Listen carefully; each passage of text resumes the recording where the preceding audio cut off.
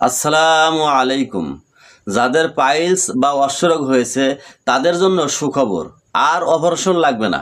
আধুনিক হোমিওপ্যাথিক ওষুধের মাধ্যমে আপনি পরিপূর্ণ সুস্থতা লাভ করতে পারবেন। পাইলস বা অশ্বরোগ দুই ধরনের হয়ে থাকে। এক নাম্বার অন্তর্বলী, দুই নাম্বার বহির্বলী। অন্তর্বলী বলা হয় পায়খানা রাস্তার ভিতরে যদি বলির মতো হয়, গোটার মতো হয়, সেটাকে বলা হয় অন্তর্বলী। আর যদি পায়খানা রাস্তার বাহিরে চতুর্দিকে বা এক পাশে যাই হোক বাহিরে যেই বলি হয় বা গোটা হয় সেটাকে বলা হয় বহির্বলী। এই বলি হওয়ার কারণে, এই গোটা হওয়ার কারণে পায়খানার সময় প্রচণ্ড ব্যথা অনুভূত হয়, কারো কারো রক্তপাত হয়, আবার কারো কারো এই বলি বা এই গোটাগুলো দেখা যাচ্ছে না। যাদের কেবল রোগ শুরু হয়েছে তাদেরও কিন্তু রক্তপাত হয়।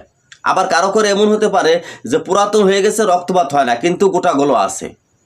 অর্থাৎ আপনার এই পাইলস বা অশ্বরোগ হওয়ার কারণে যত কষ্ট আছে সব কষ্টের সমাধান দেবে হোমিওপ্যাথিক ঔষধ ইনশাআল্লাহ।